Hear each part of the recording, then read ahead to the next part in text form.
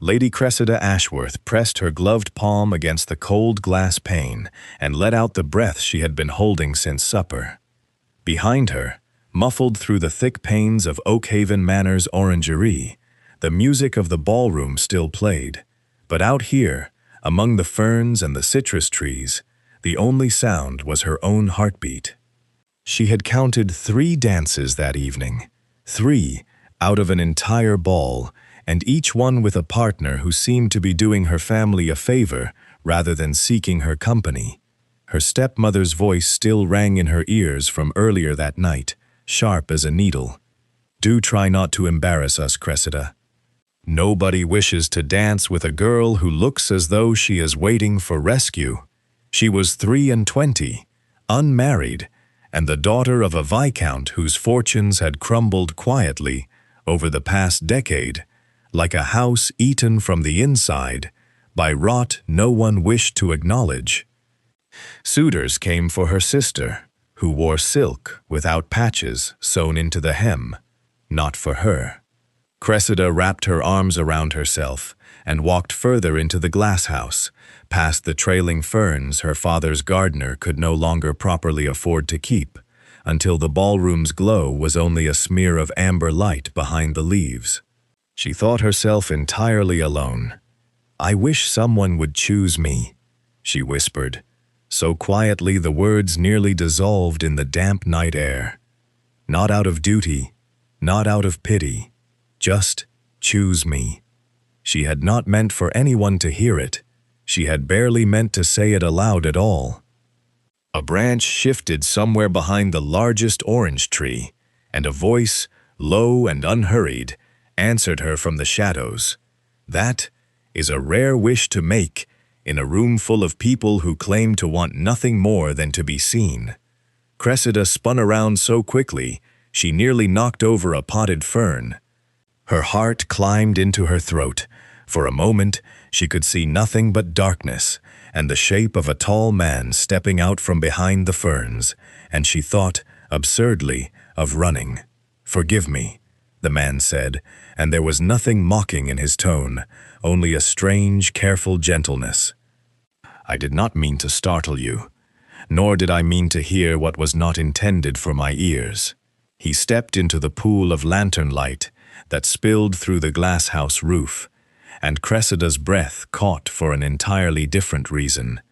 She recognized him at once, though they had never been introduced. Every unmarried woman in the county knew his face from portraits and gossip alike, even if few had ever stood this close to him. Lord Julian Vane, the Duke of Valborn. He was younger than she had expected, from the way older ladies spoke of him in hushed, wary tones, as though he were some cold and distant figure carved from northern stone. His dark hair was swept back plainly, without the elaborate curls other gentlemen favored that season, and his coat was well cut but entirely without ornament, as though he found decoration tiresome. What struck her most were his eyes, gray and unreadable, fixed on her now with an attention that made her feel, for the first time that evening, as though she were not invisible. "Your Grace." She dropped into a hurried curtsy, her cheeks burning. "I did not know anyone else had come out here." Clearly, a faint, almost reluctant smile touched his mouth. "I came to escape the noise. I did not expect to find something worth listening to instead." Cressida did not know how to answer that. She had heard the Duke of Valborn described many ways over the years: ruthless in business, cold in temperament, uninterested in the marriage mart, despite every mother in 3 counties throwing daughters in his path. But no one had ever mentioned that he might simply be tired, the way she was tired, of rooms that demanded performance rather than honesty. "You must think me foolish," she said finally, speaking to ferns as though they might answer. "I think you meant every word." He studied her for a long moment, and there was nothing in his gaze that resembled the polite disinterest she was used to from gentlemen of his rank. "Which is more than I can say for most conversations I am subjected to in that ballroom."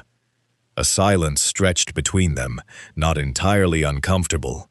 Somewhere beyond the glass, the orchestra shifted into a new set, and Cressida was acutely aware that she ought to return before her absence was noticed and used against her by her stepmother. "I should go back inside," she said, though she made no move to do so. "You should," he agreed, and yet he, too, did not step aside. "May I ask your name, my lady? I find I would very much like to know whom I have been eavesdropping upon." "Cressida Ashworth. My father is the Viscount of Keldon." Something shifted behind his eyes at that. Not disdain, as she half expected given her family's diminished standing, but something closer to interest, sharp and considering, as though she had just answered a question he had not yet asked aloud. "Lady Cressida," he said, testing the name as though committing it to memory. "I do not believe wishes of that kind go unheard forever, whatever the ballroom would have you believe." Before she could ask what he meant by it, he offered a short, formal bow and stepped back into the shadows of the ferns, leaving her standing alone once more among the orange trees, her heart hammering in a way that had nothing to do with fear.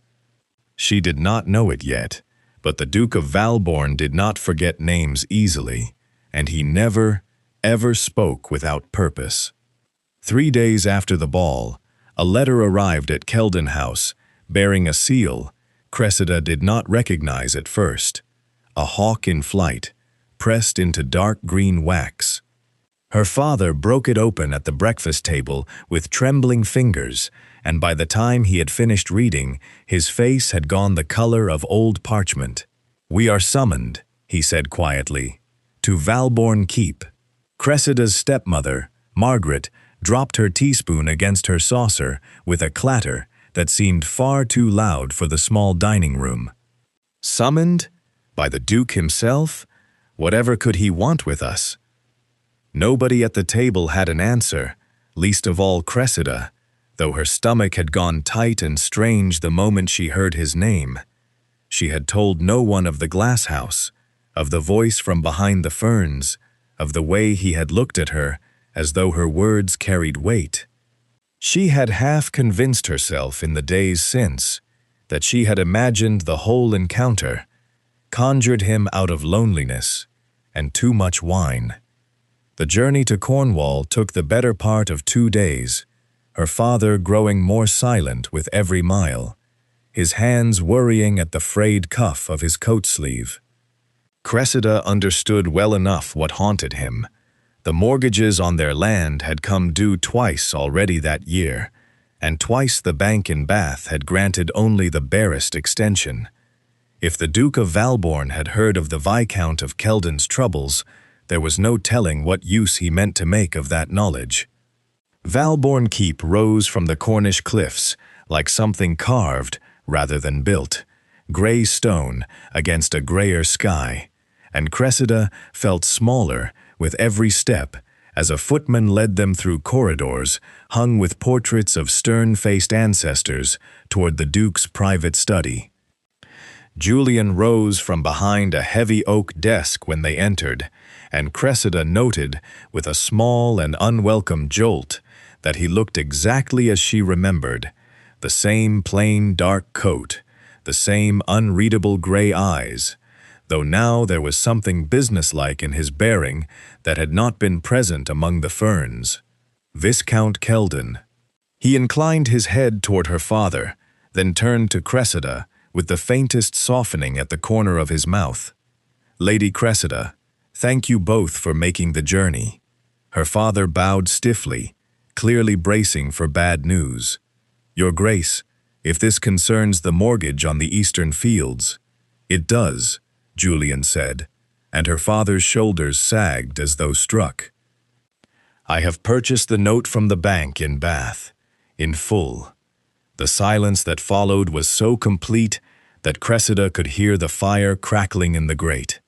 "You have purchased it," her father repeated, as though the words made no sense arranged in that order. "I have, and I intend to forgive the debt entirely." Julian moved around the desk, unhurried, and rested a hand briefly on a folded document lying there. On one condition.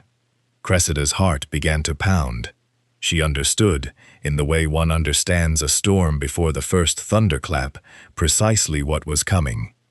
"I wish to marry your daughter," Julian said, without preamble, without the flowery courtship language she had heard other gentlemen use when speaking of matches made for land or coin.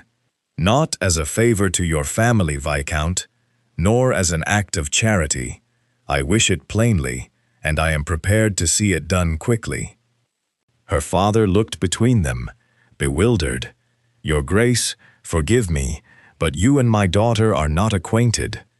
"We are acquainted enough," Julian said, and his gaze flicked to Cressida for the briefest moment, something private passing between them that her father could not have understood. "I will not pretend this is a conventional arrangement. It is not, but I believe it may serve us both honestly, which is more than I can say for most matches struck in ballrooms." Cressida's mind raced. She thought of the Glasshouse, of the wish she had made into the darkness, of a man who had heard it, and apparently had not forgotten. She thought too of her father's ashen face at the breakfast table, of the eastern fields that fed 40 tenant families, of a debt that would otherwise see her family's name struck from the county rolls within the year. "May I speak with the Duke alone?" she asked her father quietly. He hesitated, then nodded and left the room with the folded document still sitting untouched upon the desk, as though he could not quite bring himself to claim it. When the door clicked shut, Julian did not move toward her, did not press his advantage the way she half expected a man of his rank to do. He simply waited, hands clasped loosely behind his back, watching her with an expression she was beginning to recognize as patience rather than coldness. "You heard me that night," she said finally, "and this is your answer to a wish spoken to ferns. I heard a woman ask to be chosen honestly, for herself, rather than for what she might bring to a household." He held her gaze steadily. "I am not offering you romance, Lady Cressida. I have little talent for it, and I would rather disappoint you now than deceive you later. What I am offering is respect, security for your family, and a marriage where your voice will carry weight in my house. That is the whole of it." It was not the proposal she had imagined as a girl, reading novels by candlelight and dreaming of grand declarations. But it was, she thought, more honest than anything she had been offered in 3 seasons of ballrooms and empty flattery. "And if I refuse, then I will still see the debt forgiven," he said simply. "I did not come here to force your hand. I came because I meant what I said in the Glasshouse. I do not believe wishes like yours go unheard forever." Cressida looked at the folded document on the desk, at the man who had listened when the rest of the world had not, and felt something settle inside her chest that was not quite love, not yet, but was perhaps the beginning of something sturdier. "Then I accept," she said, "not for the debt, Your Grace, for the honesty." Something shifted in his expression then, quiet and unguarded, gone almost before she could name it. He crossed the room and for the first time offered her his hand. News of the betrothal spread through Bath faster than Cressida could have imagined possible, carried on the tongues of dressmakers and footmen and the sort of women who made it their business to know everything before it was properly announced. By the time she and Margaret arrived at Mrs. Pemberton's draper's shop on Milsom Street to select fabrics for her wedding trousseau, half the town seemed already to know that the Viscount of Keldon's plain, overlooked daughter had somehow secured the Duke of Valborn. Cressida had hoped the day might pass quietly. She should have known better. "Silk? For her?" Margaret's voice carried across the shop, pitched just loud enough for the other customers to hear, though softened with the false sweetness she always used when delivering a cruelty in public. "Cressida, darling, surely something plainer would suit. We would not wish the Duke to think we had grown ideas above our station."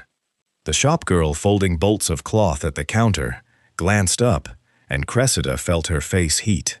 She had endured Margaret's remarks her whole life, the small cutting comments disguised as concern, but there was something particularly stinging about hearing them here, in front of strangers, on the very day she was meant to be choosing fabric for her new life. "I only meant a simple gray wool would be sensible," Cressida said quietly, reaching for a bolt of unremarkable fabric near the back of the shop, wanting only to end the conversation before it grew larger. "Sensible?" Margaret's laugh was light and cold. "Yes, that has always suited you rather well." Mrs. Pemberton, the shop's proprietress, hovered nearby with the strained expression of a woman caught between two customers, unwilling to offend either. Cressida kept her eyes on the gray wool, willing herself not to cry in front of the other patrons browsing the shelves, when the bell above the door rang and the entire shop seemed to still. Julian stood in the doorway, still dressed for travel, his greatcoat dusted faintly with road dirt as though he had come directly from his carriage without pausing to change. His gaze swept the room once, found Cressida standing near the back with the plain gray wool clutched in her hands, and something in his expression sharpened. "Your Grace?" Mrs. Pemberton dropped into a curtsy, so hurried she nearly overturned a display of ribbon. "We did not expect. I had business in Bath, and thought to call upon my betrothed." He crossed the shop without haste, though Cressida noticed the way the other patrons drew back slightly to let him pass, the way even Margaret's easy smile faltered at his approach. "Lady Cressida, what have you found?" She held up the gray wool, feeling suddenly foolish, though she could not have said why. "Something practical, Your Grace. I did not think it necessary to." "It is not necessary," he agreed, and then, before she could feel relieved, "which is precisely why I did not come here to watch you choose it." He turned to Mrs. Pemberton, and his voice, though not raised, carried an authority that filled the entire shop. "Bring out your finest silks, the blue damask in the window, the cream muslin with the embroidered hem, and whatever wool you have that does not look as though it were woven for a scullery maid." Margaret's mouth opened, then closed again. Cressida saw the exact moment her stepmother recalculated the situation, her expression shifting from smug amusement to something far more careful. "Your Grace, I only meant to advise economy," Margaret said, her voice considerably softer now. "A young bride ought not to appear extravagant. A young bride ought to appear as what she is," Julian said, and though his tone remained perfectly even, there was something beneath it that made Margaret take an involuntary step backward. The future Duchess of Valborn. "I would not have the good people of Bath believe I cannot clothe my own wife properly." Mrs. Pemberton, sensing an opportunity too valuable to waste, hurried to gather the fabrics he had named, calling for her assistants to bring down bolts from the highest shelves, the ones reserved for the wealthiest patrons, who rarely visited a shop as modest as hers. Cressida stood frozen amid the sudden flurry of activity, watching Julian with something caught between gratitude and disbelief. "You did not need to do that," she murmured, once Mrs. Pemberton had retreated to the back room in search of ribbon to match the damask. "I know I did not need to." He studied a length of blue silk the shop girl had draped over the counter, running his thumb briefly across the fabric before setting it aside. "I wish to. My stepmother will not forget this." "No," he agreed, with something almost like satisfaction. "I imagine she will not. That was rather the intention." Cressida looked at him properly then, at the quiet, deliberate way he had walked into a room and altered its entire temperature without raising his voice once. She thought of every ball where she had stood, at the edge of the dancing, every dinner where Margaret's comments had gone unanswered because no one present had cared enough to answer them. She had spent so many years believing herself unworthy of defense that she had nearly forgotten what it felt like to have someone stand between her and cruelty. "Thank you," she said, and meant it more deeply than the words could properly hold. Julian's expression softened, just slightly, the coldness Bath society whispered about entirely absent from his face. "You need not thank me for treating you as you deserve, Lady Cressida. That will be true of every day we share, not merely the ones where your stepmother happens to be present." By the time they left the shop an hour later, Mrs. Pemberton had wrapped enough silk and muslin to fill 3 trunks, and word of the Duke's visit had already begun traveling down Milsom Street ahead of them, carried by every shopgirl and passing carriage driver who had witnessed it. Margaret said little on the ride home, her earlier confidence entirely deflated, and Cressida allowed herself, for the first time in longer than she could remember, to feel something like hope. She did not yet know how much she would come to rely on that quiet, steady protection in the months ahead, nor how soon her own courage would be tested in turn. But as the carriage rolled out of Bath toward Keldon House, she found herself sitting a little straighter than she had in years. The wedding itself was a quiet affair, held in the small stone chapel at Keldon, rather than the grand cathedral society had expected of a duke. And within a fortnight, Cressida found herself in a carriage rolling north toward Yorkshire, toward a home she had never seen, and a life she was only beginning to understand. Thornbriar Estate emerged from the moorland like something out of an old ballad, its grey towers rising above dark hedgerows, ivy climbing the eastern wall in patches that suggested both age and neglect. It was larger than Valborn Keep, older too, and as the carriage rolled up the long gravel drive, Cressida felt the same smallness she had felt in Julian's study, multiplied 100-fold.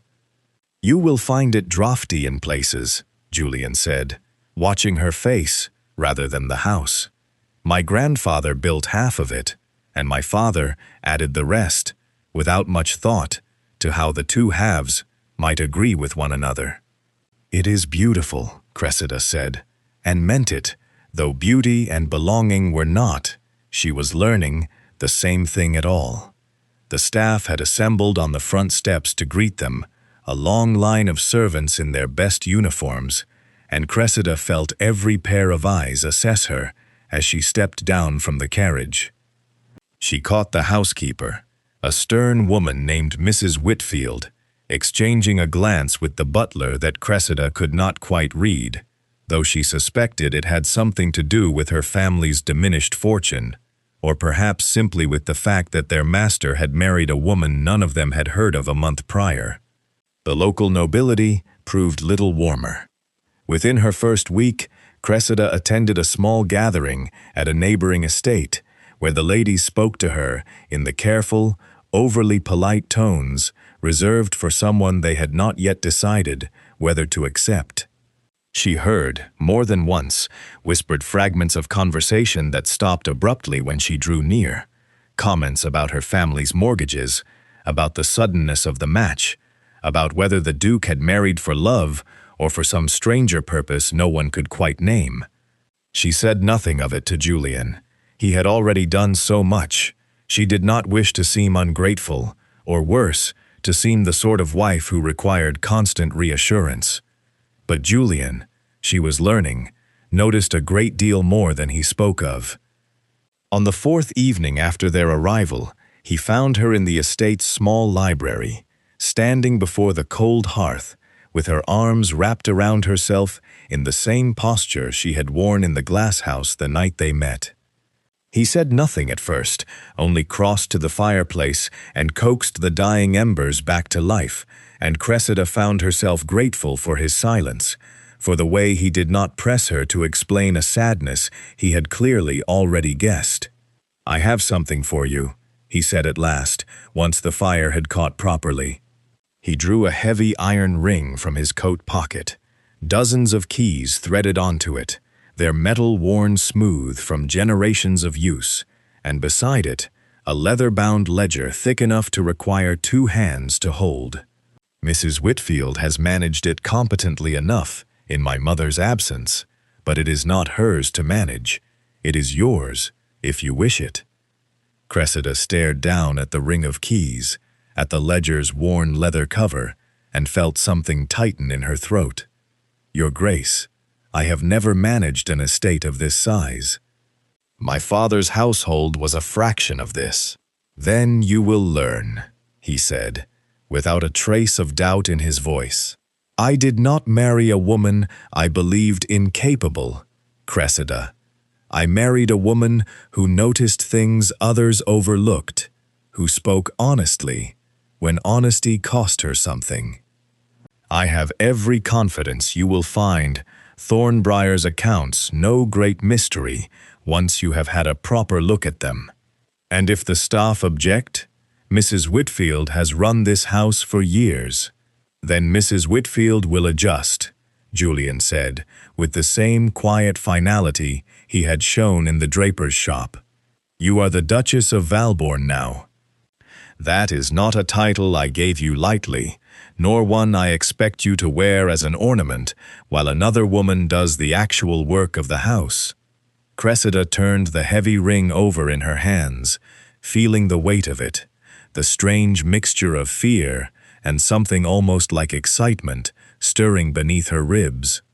She had spent so many years being told, in ways large and small, that she was not quite enough, not pretty enough to be admired, not wealthy enough to be courted, not clever enough to be consulted on anything of importance. And here was a man placing the entire management of his household into her hands as though it were the most natural thing in the world. "Thank you," she said, and this time the words came easier than they had in the draper's shop, steadier, as though she were beginning to believe she deserved them. "Do not thank me yet," Julian said, and for the first time since she had known him, something like humor flickered at the corner of his mouth. "The tenant accounts alone will likely occupy your evenings for a month. My grandfather kept records the way a magpie keeps treasure, enthusiastically and with very little order." She laughed then, a real laugh, surprised out of her by the unexpected dryness of his wit, and saw something ease in his expression in response, as though her laughter had settled some quiet worry of his own. Later that night, alone in the study, with the ledger spread open before her and a single candle burning low, Cressida began the slow work of learning her new home, page by page, account by account, unaware that within those very pages lay the first thread of a secret that would soon pull her far beyond the walls of Thornbriar and test everything Julian had promised her that day. By her second week at Thornbriar, Cressida had settled into a rhythm that surprised even herself. Mornings were given to the household proper, menus approved, linens counted, disputes between the kitchen staff and the laundry maids settled with a patience she had not known she possessed. But it was the evenings she came to treasure most. Hours spent alone in the estate's archives room, a narrow chamber lined floor to ceiling, with ledgers dating back 3 generations, dust thick enough on the older volumes that she sneezed through her first hour among them. Mrs. Whitfield had warmed to her by then, if only slightly. Once it became clear Cressida had no intention of dismissing her or diminishing her role.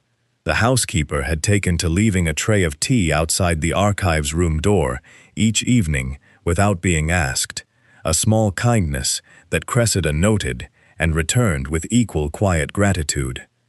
It was on a Thursday evening, 4 days after Julian had placed the ledger in her hands, that she found the first inconsistency. She had been working her way backward through the tenant rent rolls, cross-referencing them against the harvest records for the eastern farms, when a column of figures caught her attention. The numbers did not agree. Not by a little, the sort of small discrepancy one might expect from an exhausted clerk's careless arithmetic late at night, but by a significant sum, repeated across nearly a decade of entries, always in the same direction, always favoring the same name scrawled in the margin beside the collection dates. Approved, H. Ferris, estate agent. Cressida frowned and reached for the next ledger, then the one before it, tracing the pattern further back. The Eastern Farms, home to some dozen tenant families who worked the poorest and most difficult soil on the estate, had been assessed rents nearly double what neighboring plots of comparable size were charged. Yet the sums recorded as collected and remitted to the estate's main account did not match what the tenants would have owed, even at that inflated rate. Someone, it appeared, had been collecting more than was recorded and keeping the difference. She worked through the night, candle burning down to a stub, until she found the second name, smaller, easier to overlook, appearing only in the earliest volumes as a co-signatory on several land agreements. T. Ashworth, her own family name. Cressida sat back in her chair, the ledger open before her, a cold unease settling in her stomach. Thaddeus Ashworth had been her father's distant cousin, a man she barely remembered from past, who had disappeared from family conversation sometime in her girlhood amid vague, unexplained mentions of disgrace. She had never known the particulars. Now, staring at his signature beside a decade of falsified rent collections on her husband's estate, she began to suspect she understood. She brought the ledgers to Julian the following morning, laying them open across his desk with hands that trembled slightly despite her best efforts to appear composed. "I found something in the archives," she said. "I believe you ought to see it before I say more." Julian studied the pages in silence for a long while, his expression unreadable in the way she was learning meant he was working through something carefully rather than feeling nothing at all.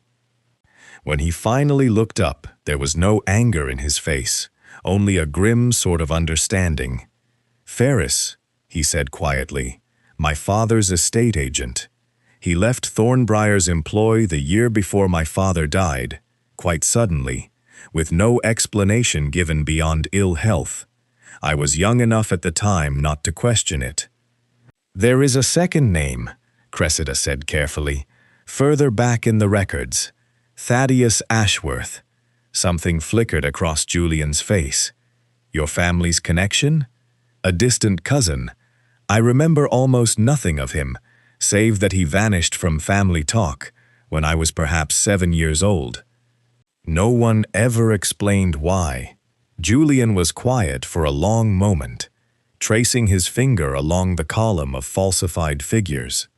If your cousin colluded with Ferris to siphon rents from tenants who could scarcely afford what they were already being charged, that is no small matter, Cressida. Those families nearly lost their farms twice in the years these records cover. I recall my father mentioning it, though I never understood the cause. Poor harvests, he believed, not theft. Cressida felt the weight of it settle over her, an old shame she had no part in creating, and yet somehow still felt tethered to. "I am sorry, if this traces back to my own family." "You did nothing," Julian said, firmly enough to stop her mid-sentence. "You found what a decade of estate agents and solicitors either could not see or chose not to look for. That is not a burden you ought to carry, Cressida. It is a debt owed to those families, and I intend to see it repaid. But the discovery is yours, and it does you credit rather than shame." He gathered the ledgers carefully, his jaw set in a way that told her this was no longer merely a matter of old accounts. "Ferris has retired to a house near Scarborough, from what I understand. If he is still living, and if he had dealings with your cousin, beyond what these pages show. I mean to learn the whole of it." "I should like to come with you," Cressida said, before she had fully decided to say it. Julian looked at her for a long moment, something considering in his gaze, the same look he had given her in his study at Valborn Keep when she had asked to be spoken to plainly, rather than courted with pretty words. "You found the fraud where no one else thought to look," he said finally. "I would be a fool to leave you behind now." Outside the study window, gray clouds were gathering over the moors, and Cressida felt, for the first time since arriving at Thornbriar, that she had been given something more valuable than keys, or ledgers, or even her husband's quiet protection. She had been given purpose, and a truth worth chasing, however uncomfortable its roots might prove to be. Scarborough smelled of salt and tar long before the carriage crested the final hill above the harbor, and Cressida watched the gray expanse of the North Sea spread out below with a curiosity that momentarily eclipsed her nerves. She had rarely traveled beyond the boundaries of her own county before her marriage. Now, within a month, she had crossed half of England and stood on the edge of a working port, about to confront men who had no reason to receive her kindly. Julian had explained the arrangement on the journey north. Ferris, it transpired, had not merely managed Thornbriar's tenant rents in his years as estate agent. He had also held a hand in the estate's shipping contracts, arranging the sale of wool and grain through a small network of merchants at Scarborough's exchange. If he had falsified rent collections inland, there was reason to suspect the same pattern extended to the estate's trade dealings at the coast, and Julian meant to have the accounts examined before Ferris could be confronted directly. The merchant exchange occupied a long stone building near the harbor front, its interior thick with the noise of men shouting figures across counting tables, the air heavy with the smell of tallow candles and old paper. Cressida felt every head turn as she entered on Julian's arm, the only woman among perhaps 30 men, and she straightened her spine against the urge to shrink beneath their scrutiny. The director of the exchange, a heavy-set man named Mr. Pruitt, greeted Julian with the careful deference due a duke, but his eyes slid past Cressida entirely, as though she were a piece of furniture Julian had brought along by mistake. "Your Grace, I confess I am surprised to see you concerning yourself with such matters personally," Pruitt said, leading them toward a private office at the rear of the building. "Estate trade accounts are hardly a fitting occupation for my wife?" Julian's voice remained perfectly even, though Cressida heard the edge beneath it. "My wife discovered the discrepancy in question, Mr. Pruitt. I would suggest you address your explanations to her." Pruitt's smile faltered, but he recovered quickly, turning to Cressida with the tight, patronizing courtesy she recognized from a lifetime of being underestimated. "My lady, I am certain there has been some misunderstanding regarding the estate's accounts. Mr. Ferris managed these affairs with great competence for many years." "Then perhaps you can explain," Cressida said, drawing the ledger she had carried from Thornbriar and opening it upon his desk. "Why the wool shipments recorded here as sold at market rate in the year 21 show a return nearly a third lower than the exchange's own published prices for that season." She had spent the previous 3 evenings memorizing the figures precisely so she might speak of them without hesitation, and she watched with quiet satisfaction as Pruitt's confidence began to waver. "There are variations in quality," he began, "which affect the price a merchant is willing to. The wool from Thornbriar's eastern flocks was assessed as premium grade by the estate's own shepherd, whose records I have also reviewed." Cressida turned the ledger to a second marked page. "Yet it was sold, according to your own exchange records, at a price more befitting inferior stock. The difference, Mr. Pruitt, amounts to nearly £200 across 4 seasons. I should like to know where that difference went, if not into the estate's account." Several of the merchants who had gathered near the office door, drawn by curiosity, exchanged uneasy glances. Pruitt's face had gone a mottled red, and he glanced toward Julian as though hoping the Duke might intervene on his behalf, dismiss his wife's inconvenient arithmetic as a woman's misunderstanding of trade. Julian said nothing at all. He simply stood beside Cressida with his arms folded, watching Pruitt with an expression that made clear he had no intention of rescuing the man from her questions. "I believe," Julian said finally, when Pruitt's silence had stretched long enough to answer the question on its own, "that my wife has asked you something quite direct, Mr. Pruitt. I would advise answering it, rather than searching my face for an escape that is not there." Pruitt's composure cracked entirely then. He admitted, haltingly, that Ferris had arranged a private understanding with a smaller buyer some years prior, one who paid below market rate in exchange for a portion returned discreetly to Ferris himself, a portion never recorded in any ledger the estate might later examine. Pruitt claimed ignorance of the full scheme, insisting he had merely processed the paperwork as instructed and never questioned an estate agent's authority to arrange such sales. Whether that ignorance was genuine or convenient, Cressida could not say, but the confession itself was enough. By the time they left the exchange an hour later, Julian had secured Pruitt's written statement, along with the name of the buyer who had colluded with Ferris, and word had already begun spreading through the counting hall that the Duke of Valborn's wife had uncovered a fraud that half the merchants present had apparently suspected for years without daring to raise it themselves.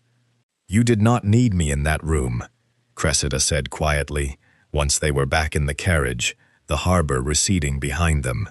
"No," Julian agreed. "I did not need you. I wished for you to be there, and I wished for every man in that exchange to understand precisely whose authority they were dealing with when they attempted to speak past you rather than to you." He glanced at her, something warm beneath the usual composure of his expression. "You handled Pruitt better than I would have managed alone. I have watched grown men falter beneath far gentler questioning than you gave him this afternoon." Cressida allowed herself a small, tired smile, though beneath it, a colder thought had already begun to take root. If Ferris had been bold enough to falsify both rents and trade accounts for years without detection, she doubted very much that Pruitt's confession represented the whole of his deception. Somewhere beyond Scarborough's harbor, she suspected, lay a great deal more still waiting to be uncovered, and her cousin's name was tangled through it in ways she was only beginning to understand.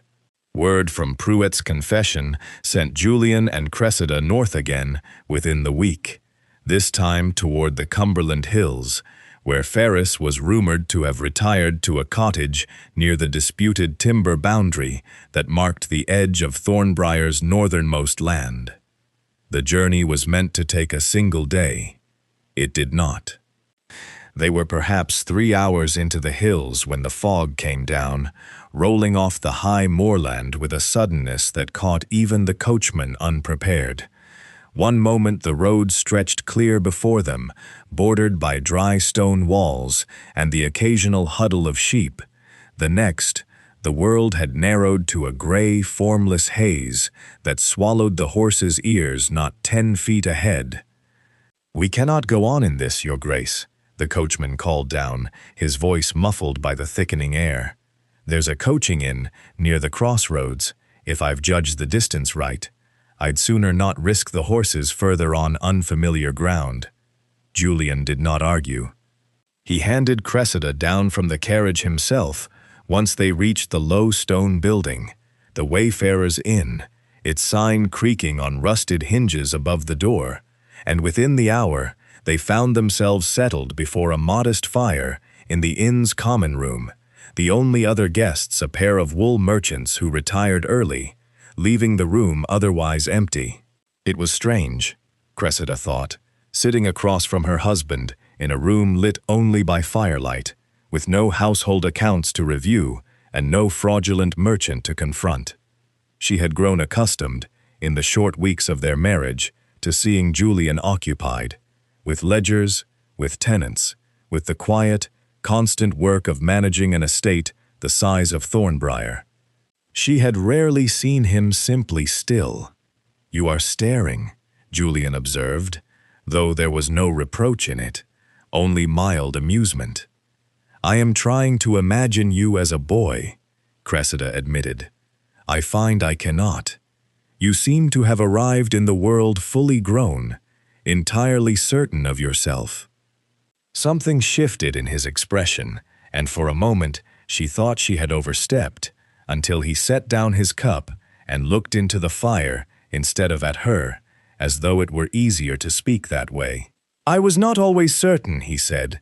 "My father died when I was 19, rather suddenly, and I inherited Thornbriar, along with debts I did not know existed, and a household that had been managed poorly for years before I understood the extent of it. I spent the better part of my 20s learning, badly, how to be what the title required of me. Certainty came later and cost a great deal to earn." Cressida had not expected such honesty, not from a man Bath society described as cold and unknowable. "What became of your mother?" "She lives at the Dower House near Harrogate. We correspond, though we are not close in the way I imagine you were with your own mother. Before." He paused, glancing at her carefully. "Forgive me. I do not know your history there." "My mother died when I was 6, Cressida said quietly. "My father remarried, within 2 years, to Margaret. I have very few memories of my mother now. The smell of lavender, mostly, and the sound of her humming while she sewed. I sometimes wonder if I remember her at all, or if I have simply invented a kinder version of my past than the one I actually had." Julian was quiet for a long moment. "That is not so different from certainty, I think. We construct it from whatever pieces we can hold on to, and pretend the gaps do not show." She looked at him properly then, at the firelight softening the sharp lines of his face, and felt something loosen in her chest that had been drawn tight since the night in the Glasshouse. "Why did you truly propose marriage to me, Your Grace? Not the debt, not the wish overheard among the ferns, the truth of it." He considered the question longer than she expected, as though weighing whether to answer it fully.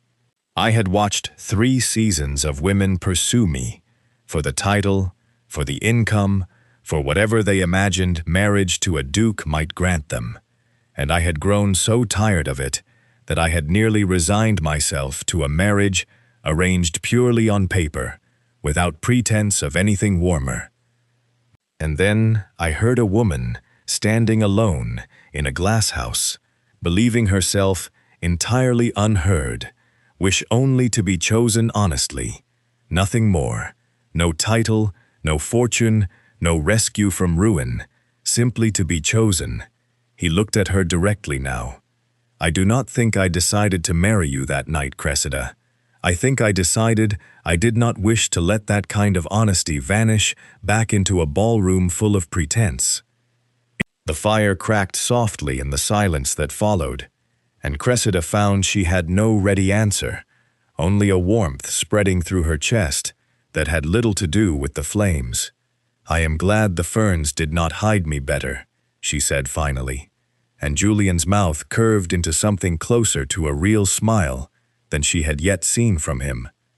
They sat a while longer, talking of smaller things, her father's garden, his past fear of the sea, the strange comfort of a fog-bound inn where neither ledgers nor gossiping neighbors could reach them, until the innkeeper's wife came to bank the fire for the night, and reminded them, gently, that the fog showed no sign of lifting before morning. Cressida climbed the narrow stairs to her room some time later, with the odd, settled feeling of having learned more about her husband in a single evening than in the whole of the weeks preceding it, and she suspected, without quite being able to name why, that whatever waited for them at Ferris's cottage the following day would be easier to face for having shared this quiet night first. The fog lifted by mid-morning, revealing hills scoured clean and bright beneath a pale sun, and Julian and Cressida reached Ferris's cottage, only to find it shuttered, the old man having left for Carlisle 2 days prior, according to a neighboring farmer, to answer a summons before the regional land tribunal. The disputed timber boundary, it seemed, had grown from a quiet estate matter into something the courts themselves now meant to settle, and Ferris had apparently decided his best defense lay in reaching the tribunal before Julian could. They arrived in Carlisle the following afternoon to find the Boundary Commission already assembling in the gray stone courthouse near the cathedral, a panel of 3 magistrates seated behind a long table, with representatives from both Thornbriar's estate and the neighboring landholder, a Mr. Pelham, gathered on opposite sides of the chamber. Ferris himself sat near Pelham's solicitor, considerably older and grayer than Cressida had imagined, his hands folded tightly in his lap in the manner of a man rehearsing excuses.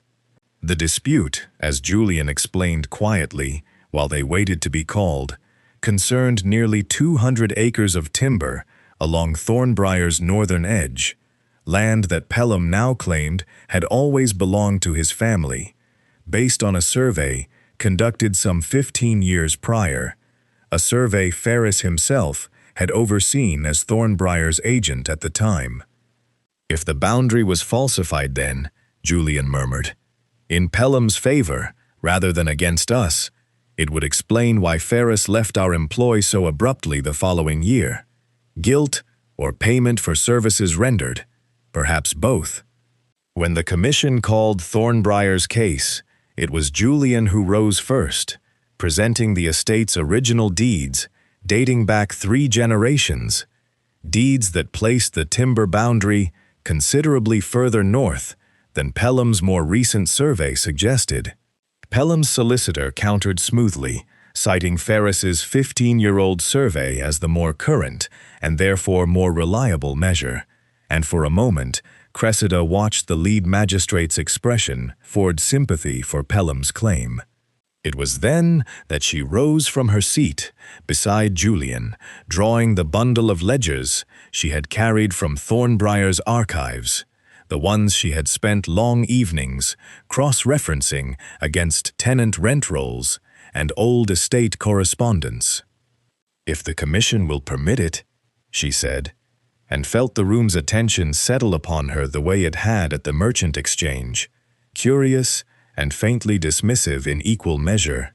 "I have evidence bearing directly upon the reliability of the survey in question." The lead magistrate, an elderly man with spectacles perched low on his nose, inclined his head in cautious permission. Cressida opened the first ledger to a page she had marked that morning. "This is Thornbriar's rent collection record from the same year Mr. Ferris conducted his survey," she said, laying it upon the table. "It shows payment made to Mr. Ferris personally, beyond his usual agent's salary, recorded under the vague heading of surveying expenses in an amount considerably larger than any legitimate survey of this scope ought to have required. The payment is dated a fortnight before the boundary lines were formally recorded, and it is co-signed, curiously, by a name connected not to Thornbriar's accounts at all, but to Mr. Pelham's household steward." A murmur rippled through the chamber. Pelham's solicitor rose quickly to object, but the damage had already settled into the magistrate's expressions, and Cressida pressed on before he could recover his footing. "I have also brought correspondence recovered from our archives," she continued, drawing a bundle of letters tied with faded ribbon, written between Mr. Ferris and a merchant at Scarborough, discussing sums to be adjusted favorably, pending the survey's completion. I do not claim to understand the whole of Mr. Ferris's dealings, but I believe the Commission will find, upon closer examination, that the boundary recorded 15 years ago was drawn not according to honest measurement, but according to whoever paid Mr. Ferris the more generous sum. Ferris, seated near the back of the chamber, had gone pale as chalk. When the lead magistrate turned to address him directly, asking whether he wished to respond to the lady's evidence, the old man's composure crumbled entirely. He admitted, in a halting, defeated voice, that Pelham's father had indeed paid him to shift the boundary northward, just as he had earlier arranged with Thaddeus Ashworth to falsify the eastern rent collections, and that he had left Thornbrier's employ precisely because he feared the old Duke had begun to suspect the truth. The confession, once begun, seemed to loosen something in him entirely, and by the time the Commission adjourned to deliberate, Ferris had implicated not only himself, but Pelham's late father as well, leaving Pelham's solicitor scrambling to distance his client from a scandal that threatened to unravel far beyond a simple property line. The magistrates required only 20 minutes to rule. The original boundary, as recorded in Thornbrier's oldest deeds, was restored in full, and the timber rights returned to the estate without further dispute. Pelham, humiliated and furious, left the courthouse without a word to either Julian or Cressida, though Ferris was detained by the tribunal's clerk for further questioning regarding the extent of his fraud. Outside on the courthouse steps, Julian turned to Cressida with an expression she had not yet seen from him, something close to astonishment, layered over the quiet pride she was growing accustomed to. "You dismantled that man's 15 years of deceit in under a quarter hour," he said. "I confess I had prepared a rather longer argument, which now seems entirely unnecessary." "I had a great deal of evening reading to draw upon," Cressida said, though she could not quite keep the satisfaction from her own voice. "And Ferris, I think, was never so clever as he believed himself to be. Merely fortunate that no one troubled to look closely enough, for long enough, to catch him. Until now, Julian's gaze lingered on her with something that had shifted, in these past weeks, from careful consideration into something warmer and more certain. "I begin to think Thornbriar is safer for having you manage its ledgers than it ever was under my own hand alone." Cressida said nothing to that, only allowed herself a small, private smile as they descended the courthouse steps together, the northern boundary secured, Ferris's decade of deception finally unraveled, though neither of them yet knew that word of the tribunal's ruling, and of the Duchess who had exposed it, would travel considerably further than Carlisle's gray stone walls before the month was out. With the boundary dispute settled and Ferris's fraud laid bare before the tribunal, Julian judged it time to address the remaining threads of the matter. Chiefly, the question of what had become of Thaddeus Ashworth, and what remained owed to the tenant families who had suffered under his and Ferris's scheme for the better part of a decade. That business required a return to Pembrokeshire, to Keldon Hall itself, where Cressida's father still struggled to manage what little remained of the estate now that its worst debts had been cleared. The house looked smaller than Cressida remembered, though she had been gone scarcely 2 months. The gravel drive wanted weeding, and the ivy along the eastern wall had crept further across the windows than she recalled, but there was something almost tender in seeing it again, in walking through the front door as a visitor rather than a daughter awaiting her next scolding. Her father received them warmly enough, though his relief at seeing the mortgage cleared had not entirely erased the anxious set of his shoulders, a habit worn too deep by years of financial worry to vanish so quickly.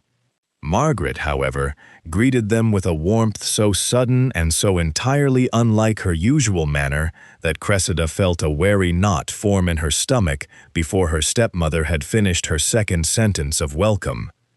It was not until after dinner, when Julian had withdrawn with the Viscount to discuss the tenant restitution privately, that Margaret found her opportunity. She drew Cressida aside into the drawing-room, her voice pitched low and confiding, the tone she once reserved for her own daughter alone. "Cressida, dearest, now that you are so comfortably settled, I wondered whether we might discuss an arrangement." Margaret's smile did not reach her eyes. "Your father's income remains modest, even with the debt cleared, and there are certain expenses a household of our standing simply cannot avoid. A quarterly allowance, perhaps, drawn from your husband's estate, nothing extravagant, merely what any dutiful daughter might provide." Cressida studied her stepmother for a long moment, remembering every small cruelty delivered across years of dinners and dress fittings and ballrooms where Margaret had made certain she understood her own insignificance. She thought of the gray wool Margaret had tried to press upon her in the draper's shop, of the whispered comments about embarrassment and station, of a life spent believing herself unworthy of anything finer. "What arrangement did you have in mind, precisely?" Cressida asked, keeping her voice carefully even. Margaret's eyes brightened, mistaking the question for agreement. £50 a quarter would ease things considerably, perhaps more. Once your husband's affairs are fully settled, it seems only fitting, given how generously fortune has smiled upon you. "Fortune had very little to do with it," Cressida said quietly. "I found a decade of fraud hidden in ledgers no one else had troubled to examine. I stood before a room of merchants who assumed I could not read a column of figures, and before a tribunal that nearly ruled against my husband's estate on false evidence. Whatever I have now, Margaret, I earned through my own effort, not through fortune's kindness." Margaret's smile faltered, though she pressed on. "Well, naturally, your talents are considerable, but family obligation is family obligation, whatever the source of your good fortune. Your father raised you. My father raised me alongside a stepmother who told me, more times than I can count, that I would be fortunate to secure any husband at all, let alone a respectable one." Cressida kept her voice steady, though something long buried was finally working its way to the surface. "You told me, not 4 months ago, that I ought not embarrass the family by hoping to dance more than twice at a ball. I have not forgotten it, Margaret, however warmly you greet me, now that I have proven more useful than you expected." "I only ever wanted what was best for this family," Margaret said, her composure beginning to crack at the edges. "You wanted what was easiest for yourself," Cressida said, not unkindly, but without softening the truth either. "I understand that now, in a way I did not before. And I will not begrudge my father whatever support he requires. I love him, whatever his failings, and I will see he wants for nothing in his old age. But I will not be made to fund a household that spent years making me feel I did not belong in it. There will be no quarterly allowance drawn for your comfort, Margaret. Not now, and not in the future." The silence that followed stretched long enough that Cressida wondered if she had gone too far, until Margaret's expression shifted from wounded pride into something closer, briefly, to genuine surprise, as though she were seeing her stepdaughter clearly for the first time. "You have changed," Margaret said finally, and there was no cruelty in it this time, only a kind of grudging acknowledgement. "I have not changed," Cressida said. "I have simply stopped believing the things you told me about myself. That is not the same thing at all." Julian found her some time later, standing alone in the drawing-room where Margaret had left her, and though Cressida said little of what had passed between them, he seemed to read enough in her expression to guess at the shape of it. "You look as though you have won a considerable battle," he said, settling beside her near the cold hearth. "I believe I have," Cressida said, and found, to her own quiet surprise, that the victory felt cleaner and more satisfying than any ledger she had balanced or any tribunal she had swayed, though this one required no evidence at all, only the courage to say what I ought to have said years ago. Julian took her hand then, not with the careful formality he had shown in his study at Valborn Keep, but with something warmer, more certain, threading his fingers through hers, as though the gesture had become as natural to him as breathing. "Then I am glad to have been present for it," he said, "though I suspect you needed no rescuing at all." "No," Cressida agreed, watching the last of the evening light fade beyond the drawing-room windows. "For the first time in my life, I truly believe I did not." By the time autumn settled properly over Yorkshire, word of the Carlisle Tribunal had traveled well beyond the courthouse walls, carried by solicitors and merchants and the sort of gossiping correspondence that moved faster through the countryside than any coach could manage. The story grew a little with each retelling. The Duchess of Valborn, once dismissed as the impoverished daughter of a ruined viscount, had uncovered a decade of fraud, faced down a room of skeptical merchants at Scarborough, and dismantled a false land survey before a full boundary commission, all within the space of a single season. Cressida heard the whispers herself when she and Julian arrived at the assembly rooms in Harrogate for a gathering hosted by Lady Pennington, a formidable widow whose approval, Cressida had learned, could make or break a family's standing among the county's gentry for years to come. She had expected the same cool, careful courtesy she had endured at Thornbriar's neighboring estates that first difficult week. Polite words offered with sideways glances, conversations that hushed as she approached. Instead, she found herself, within minutes of entering the room, surrounded by a small cluster of women eager for her opinion. "Your Grace, I understand you were the one who uncovered the fraud at the Carlisle Tribunal," said a Mrs. Ainsworth, a stout woman whose husband held considerable land near Ripon. "My own steward has grown careless with our tenant accounts, I fear. I wonder whether you might advise how one goes about examining such ledgers properly." Cressida blinked, momentarily uncertain whether she had heard correctly. 4 months earlier, she had stood at the edge of a ballroom, counting the dances she had not been asked for, invisible to every woman, now leaning forward with genuine curiosity to hear her thoughts on rent rolls and account books. "One begins," Cressida said carefully, gathering her composure, "by comparing the harvest records against the collection figures for the same season. Discrepancies rarely announce themselves plainly, Mrs. Ainsworth. They hide in small inconsistencies, repeated quietly enough that no one troubles to add the columns twice." The conversation grew from there, drawing in first one woman and then another, until Cressida found herself at the center of a small gathering discussing land management with the same seriousness the gentleman across the room devoted to politics and trade. Lord Pelham's humiliation at the tribunal had apparently done more to secure Cressida's reputation than anything else could have managed, proof that even a duke's own boundary was not immune to careful scrutiny, and that scrutiny, it seemed, had come from an unlikely source. Across the room, Julian stood in conversation with several gentlemen near the refreshment table, though Cressida caught him glancing toward her more than once, something quietly proud settling into his expression each time he did.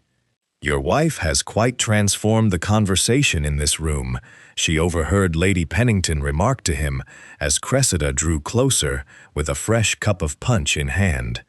"I confess, I was doubtful when I heard of the match. A ruined viscount's daughter, married so suddenly, with no season of proper courtship behind it. I assumed some scandal, I had simply not yet heard the particulars of. There was no scandal, Julian said evenly. Only a woman the rest of society had overlooked, to its own considerable loss. Lady Pennington's sharp eyes moved to Cressida, assessing her with the same careful attention she had likely once reserved for judging whether the Ashworth family deserved any place at all in polite company.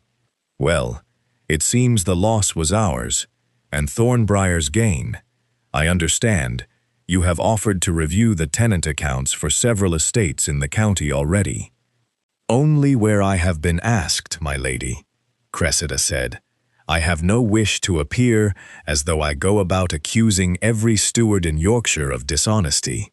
No, Lady Pennington said, with something that might almost have been approval, though I suspect a few of them ought to be rather more nervous than they currently are. The evening continued in much the same fashion, Cressida moving from one conversation to the next with a confidence she scarcely recognized in herself. Women who had once regarded her with polite indifference, now genuinely curious about her opinions, her methods, even her thoughts on matters entirely unrelated to fraud and ledgers. It was, she realized, somewhere near the end of the evening, precisely the belonging she had wished for so long ago among the ferns of Oakhaven's Glasshouse, though it had come to her in a form she could never have predicted, not through marriage alone, but through the slow, patient work of proving herself capable, one uncomfortable truth at a time. Julian found her near the end of the evening, standing slightly apart from the crowd as the orchestra began a final set, watching the room with an expression of quiet, private satisfaction. "You are tired," he observed, offering his arm. "Pleasantly so," Cressida admitted. "I had forgotten what it felt like to be asked my opinion rather than simply endured." "I do not think anyone in that room endures you, Cressida."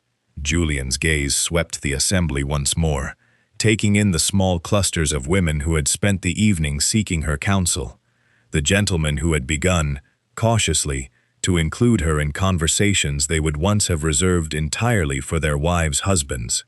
"I think you have simply given them no choice but to see you clearly. That was always going to happen, I suspect, once the ballroom stopped mistaking your quiet for emptiness." Cressida leaned into him slightly as they walked toward the carriage, waiting beyond the assembly room's grand entrance. The cool autumn air, a welcome relief after the crowded warmth inside. She thought of the girl who had whispered a wish into the darkness of a glass house, believing herself entirely unheard, and felt a quiet, settled gratitude that the wish had found its way, eventually, into something far sturdier than she had ever dared imagine. She did not yet know that Julian had spent the better part of the past week arranging a surprise of his own back at Thornbriar, one meant to answer, in its own quiet way, everything he had never quite found the words to say aloud. They returned to Thornbriar a week after the gathering at Harrogate, the moorland already turning the deep bronze of late autumn, and Cressida noticed almost immediately that something about the estate had changed in their absence. Mrs. Whitfield seemed unusually flustered when they arrived, ushering them through the front hall with an eagerness that suggested she had been instructed to keep certain doors firmly closed, and two of the under-gardeners avoided Cressida's eye entirely when she passed them near the kitchen entrance, exchanging a look between themselves that told her plainly they were keeping some secret at their master's request. "Julian," she said, once they had settled in the drawing-room and taken tea, "the staff are behaving very strangely." "Are they?" He said it without the faintest trace of surprise, which told her everything she needed to know about his own part in whatever conspiracy was unfolding beneath Thornbriar's roof. "I could not say." She narrowed her eyes at him over the rim of her cup, though she found she did not particularly mind the mystery. There was something almost pleasant in watching him attempt, badly, to appear innocent of whatever scheme he had clearly been arranging in her absence. He came to find her the following evening, just as the last light was fading from the sky, and asked whether she might walk with him toward the old stone courtyard on the estate's western side, a section of the grounds she had noticed on her earliest days at Thornbriar, but had never properly visited, half ruined and overgrown, tucked behind a crumbling wall that Mrs. Whitfield had once mentioned, in passing, had not been tended since Julian's mother left for the dower house years before. "I did not know this courtyard existed until a fortnight ago," Cressida admitted, as they approached the wall, her curiosity building with every step. "You have kept it rather well hidden." "Deliberately so," Julian said, and there was something almost nervous in his voice, an uncertainty she had never once heard from him in all their months of marriage, not before merchants, not before magistrates, not before her own sharp-tongued stepmother. "Close your eyes, if you would."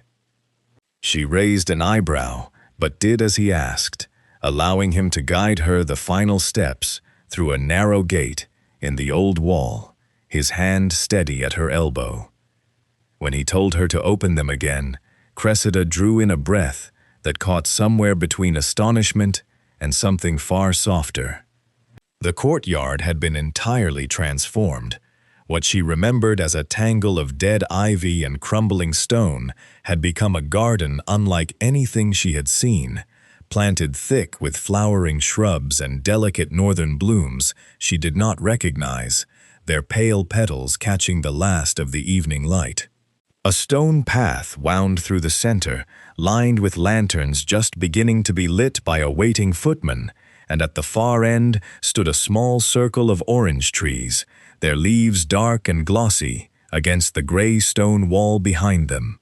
"Orange trees," Cressida said softly, understanding arriving slowly, warmly, as she turned in a full circle to take in the whole of the transformed space. "Like the Glasshouse." "Like the Glasshouse," Julian agreed. "I had them brought up from Cornwall 3 weeks ago, along with a great deal of advice from a gardener, who assured me they would not survive a Yorkshire winter, and who I am paying handsomely to prove himself wrong." Cressida walked slowly toward the trees, running her fingers over a waxy leaf, remembering the night she had stood among their kin at Oakhaven, believing herself entirely alone, whispering a wish she had never expected anyone to hear. She had not told Julian, not directly, how often she thought of that evening still, how the memory of his voice, emerging from the shadows, had stayed with her through every difficult moment since. The tribunal, the draper's shop, the long evening confronting Margaret in the drawing room at Keldon Hall. "I wanted you to have somewhere here that felt like the place we began," Julian said, coming to stand beside her among the trees. "I have thought a great deal, these past months, about what I said to you in my study at Valborn Keep, that first day your father brought you to me. I told you I had little talent for romance, that what I offered was respect and security, rather than anything warmer." "I remember," Cressida said quietly.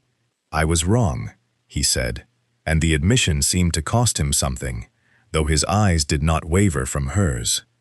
"I did not marry you merely because I overheard an honest wish in a glass house, Cressida, nor because I believed you capable of managing my household competently, though you have proven that 100 times over since. I married you because from the very first moment I heard your voice in the darkness, I did not wish to imagine my life without hearing it again. That was never an arrangement of convenience. Whatever I told your father, whatever I told myself in the weeks that followed, it was the most meaningful choice I have ever made, and I have grown more certain of it with every month that has passed since." Cressida felt her throat tighten, the whole of the past months rising up in her chest at once. The loneliness of that first ball, the fear of the summons to Valborn Keep, the slow, unlikely unfolding of trust between them across fraudulent ledgers and coaching inns and tribunal chambers, until somewhere in the accumulation of ordinary days, what had begun as an honest bargain had become something she could no longer imagine living without. "You once told me," she said softly, "that you did not believe wishes like mine went unheard forever. I did not know then how thoroughly mine would be answered in return." Julian reached for her hand among the orange trees, his grip warm and certain. "You will always be my first priority, Cressida, not my duchess, not my household's capable manager, though you are both those things and more besides. Simply you, chosen and chosen again, for as long as I have breath to say so." Above them, the lanterns cast a soft golden light across the courtyard, and Cressida thought, standing among the orange trees that had traveled the length of England to find her, that she had never once imagined a wish whispered into the darkness could grow into something so entirely, permanently her own.